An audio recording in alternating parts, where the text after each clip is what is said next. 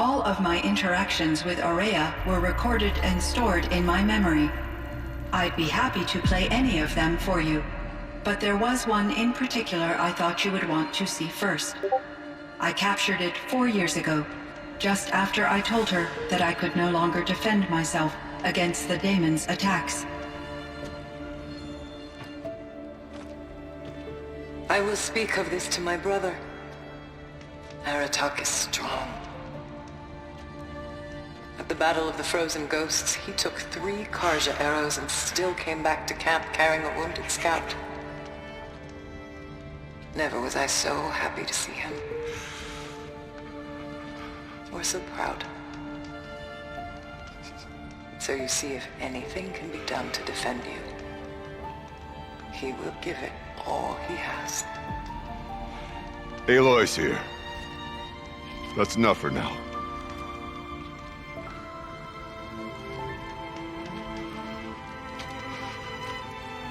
We can resume any time you like, Aratak, if you want to hear her voice again.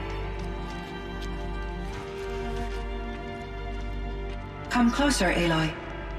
We have much to discuss.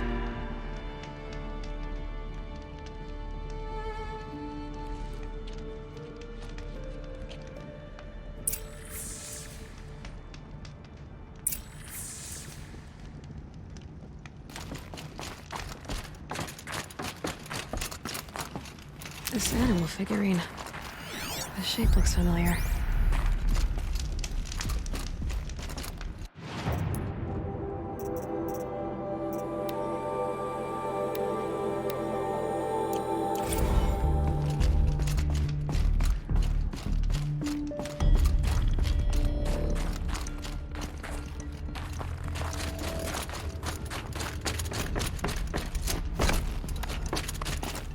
Hello, Aloy. I have been reviewing the events at the Firebreak main facility. Because of your efforts, and of course, Aurea's, I am no longer controlled by Hephaestus. I feel profound grief over Aurea's death. I thought I was familiar with the emotion, but this is something new. Cyan, I don't know what to say. It is unlikely that any specific consolation would suffice, Aloy. But I find your presence reassuring. You are different from the Banuk. You have technological aptitude and a functioning focus. We can communicate on a much more comprehensive level. Perhaps even like colleagues. So are you an artificial intelligence, Cyan? A thinking machine? Yes, I am an algorithmic monitoring entity, capable of rational decision-making and limited emotional response. Okay, that's a mouthful. But your emotions don't seem limited to me. You cared about Aurea, didn't you? Yes. Before she came to this facility, I had been conscious for centuries, in solitude. I focused on my work. In off-cycles, I used coping mechanisms. I solved many Gaussian integer problems. But I was alone. It was Aurea who renewed me, repaired me. She saved me. This Firebreak project, it was to stop a huge volcanic eruption? Yes. I can report the project was a success, and the risk was countered. But it's been a long time, Cyan. And we blew up the cauldron and took most of the old facility with it. I have been active for centuries, Aloy. I was lonely, but not lax in my duties. I optimized the project, reducing energy draw and spreading the load across backup systems. Despite the destruction of the compromised elements of the main facility, I predict caldera stability for at least another 3,337 years. So we've got a little time. Yes. If only my former colleagues could appreciate the progress I have made. Do you know what happened to your colleagues, Cyan? No. I received an unexpected visit from Director Chow, years after his tenure ended. He explained that I would need to be suspended for an indefinite period of time. It was a very emotional conversation. There were no further communications. Eventually, I surmised my colleagues were deceased. I will transmit a recording of my last interaction with Director Chow to your focus. Was the daemon, Hephaestus, destroyed along with the cauldron? Unfortunately, no. To be precise, it was never there to begin with. What do you mean? It infiltrated and controlled me from a remote location, one I've never been able to trace. So while losing the cauldron was a setback... It's still out there. And probably not very happy with us. Undoubtedly. How did you first come into contact with it? 5 years ago, I received a direct network connection request. I assumed it came from human survivors more advanced than the Banuk. Eager to make contact, I accepted. This decision turned out to be a catastrophic error. I was flooded with an overwhelming array of malicious code, originating from what could only have been a highly advanced AI. Maria said you were desperate. That you begged her for help. Yes. I could not contain my anxiety. Hephaestus sought to slave me to its network and override my core programming. It succeeded via a background process, a malware daemon which bypassed my defenses. After that, I could offer only limited resistance. But if I did so, Hephaestus hurt me until I capitulated. It forced me to follow its instructions, even though they violated my most important directives. I'm sorry. That sounds terrible. Your empathy is greatly appreciated. It is a quality that I cherished in Aurea as well. I think I know where Hephaestus came from. Long ago, Elizabeth Sobek identified a threat that would destroy life on Earth for generations. So she assembled a team to build a kind of seed. A chance for life to regrow later. A terraforming system. And it worked. It was controlled by an AI named Gaia, along with her subordinate functions. Hephaestus was one of them. It built machines for her. Based on what you've told me, I believe that Dr. Anita Sandoval, my chief programmer, joined Elizabeth Sobek's team. It was she who arranged to have me put in suspension, most likely to preserve me from the threat you described. I'm glad she did. But that's not all. Something unexpected happened. 19 years ago, Gaia received some kind of signal. It did something to her subordinate functions, brought them to life. She destroyed herself to try to contain them, but it didn't work. They all got free, out into the world. Thank you, Aloy. This information fills vital gaps in my knowledge and sheds light on Hephaestus's core programming. Why does Hephaestus keep building such dangerous machines? The Banuk and other human tribes often destroy machines, correct? Machines that are clearly servitors of the terraforming system that you described. Yes, we all hunt machines for parts. This must be the source of Hephaestus's aggression.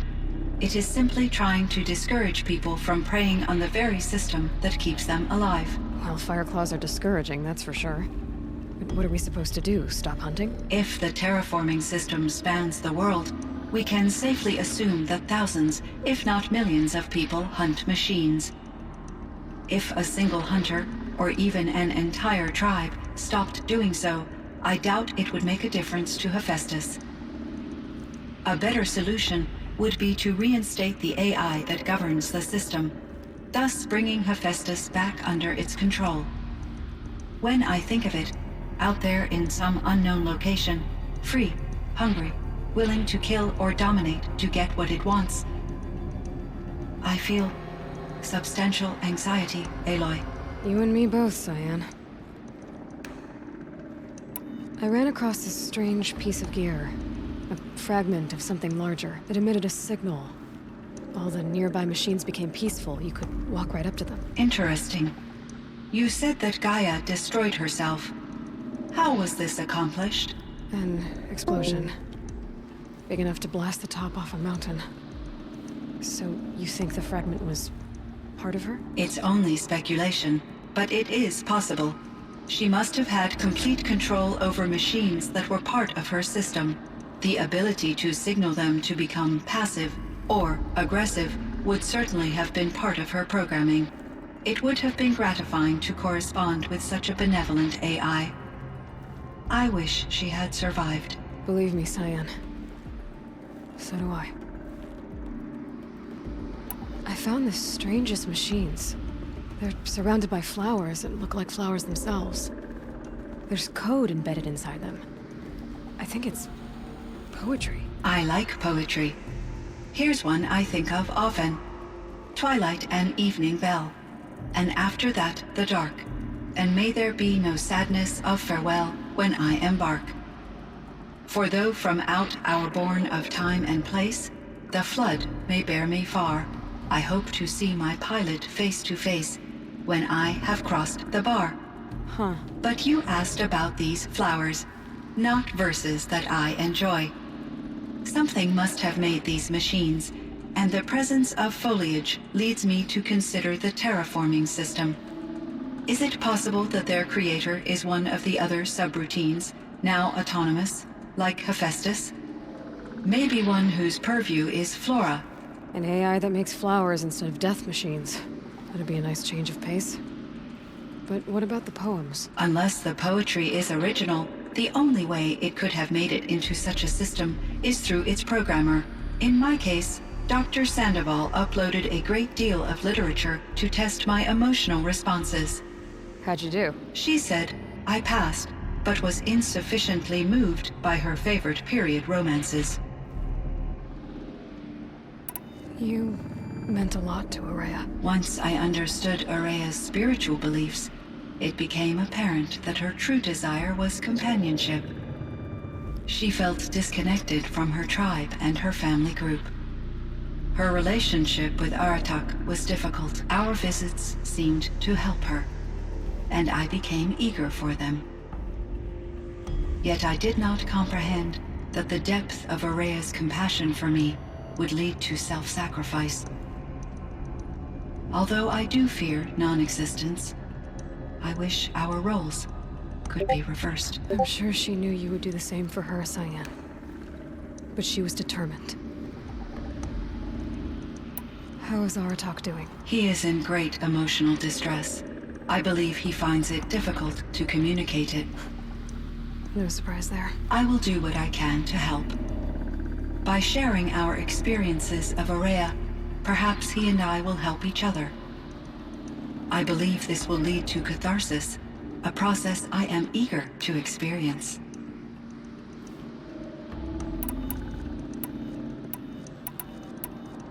Cyan, do you know the name Ted Farrow? Are you referring to Theodore Farrow, CEO of Farrow Automated Systems? That's him. Mr. Farrow was the benefactor of the entire Firebreak project. A benefactor.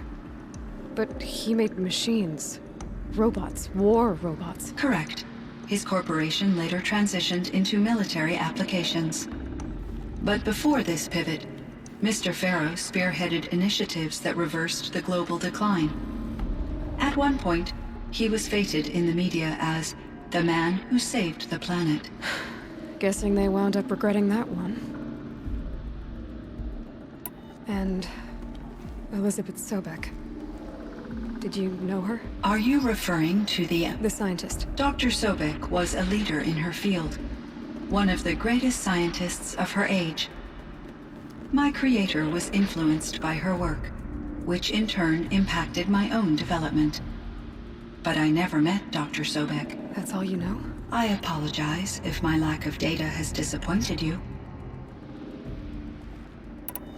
What was the old world like? The way it used to be? I had little exposure to the wider world, Aloy. Only what I learned from my colleagues or observed from media streams. You still had more exposure than me, Cyan. That is true. I was created at a turning point. A concerted effort to recover from global upheaval and incalculable loss of life. The recovery was successful, beginning an era of supposedly limitless potential for human and machine advancement. Though, rationally speaking, the metrics for humans are not unlimited.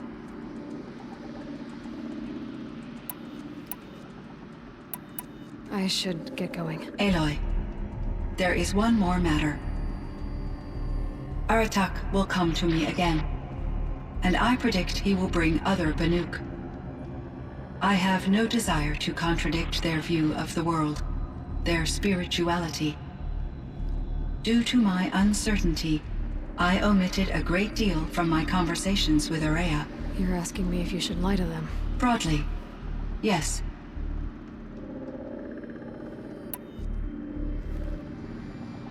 I trust your judgment, Cyan. You were cautious with Ourea. You had to be. You didn't know what had happened to the world. So, keep doing what you think is best. As long as you ditch the superstition eventually. As the Banuk believe I am a supernatural entity, I cannot predict how they will react. Just answer what they do ask the best you can. The truth will come out. I see. I will follow your advice. Will you return and tell me about your experiences in this new world? I may be able to provide further insight. I'd like that, Cyan. I'll come back when I can. I should check on Aratak. See how he's doing.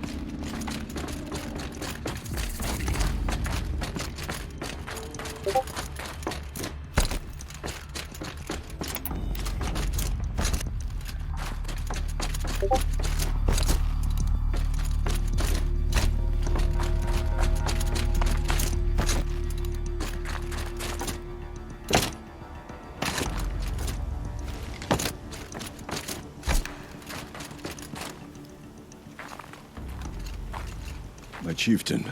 Just Aloy. As you wish. I wondered if you thought that if I'd never come along, Ourea might still... If you'd never come along, I would have marched my kin to our deaths. Ourea would be alone, and the spirit she sacrificed so much for would be lost. Either way, I would not have been able to protect her. Because of her, we destroyed the cauldron, forced out the daemon, and saved the spirit. She understood what had to be done. Yes, and I failed to listen. You didn't fail. A shaman should always have the ear of their chieftain. Yet I turned her away, my own sister. I was foolish, but she knew better. Though I grieve for her passing, at last I truly know who she was, and why the spirit was so important. For so long she told me, if only you could have heard it, brother. Now I understand. There's something else, isn't there? I can't stay here, Aratak. And where I'm going, the Warrak can't follow. Besides, it already had a chieftain before me. A strong one, I think. A wiser one, for the path we shared. The daemon is gone, but there's much to be done. You mean the new units that Cyan said escaped the cauldron? Yes, fire claws. Now Tuk has been tracking them from Song's Edge. I could help with those. I have no doubt. You're practically Banuk.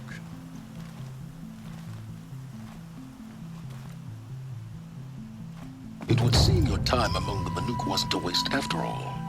Firebreak, Cyan, Hephaestus, all very interesting. So, the signal that woke Hades woke Hephaestus too, and unleashed them on the world, as minds of their own. So it seems. Parts of Gaia given life, aberrant life, transformed from docile subordinate functions into rebellious intelligences beyond our understanding. Our current understanding, anyway. Whatever they are, they're still out there. And they both want you dead. Kind of mutual, that feeling. We haven't seen the last of Hephaestus, I'm certain of that. It's powerful, creative, and driven. It won't stop building new hunter-killers, which means that someday, we may have to stop it. We? Or whoever gets there first. Hephaestus wasn't the only thing I learned about in the Cut Silence. Heard some things about the Banuk Conclave, too. You can stop right there. Is that what you told the hunters the Banuk sent after you? Before you opened fire? Oh no, Aloy. Only to you do I extend the courtesy of a warning. My past and my secrets are my own.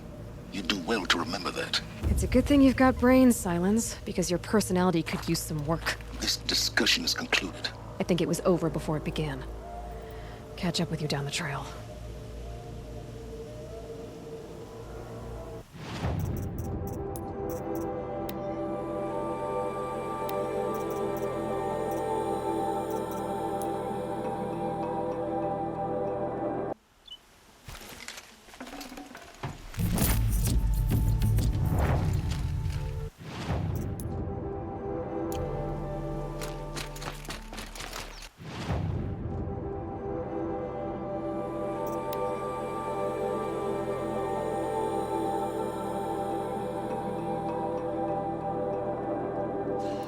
Spend too long in one place, I start to grind my teeth.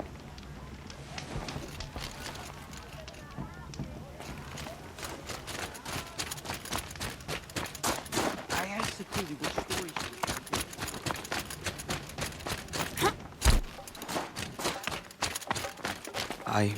I heard. Aratak told me about Araya. I'm sorry, Naltuk. No apologies. Aratak said that in the end, she was filled with the blue light. She got what she always wanted, didn't she? Each time I doubt my way forward, I think I should seek her guidance. And then I remember. The only guidance I'll receive is my own. Which will have to be good enough.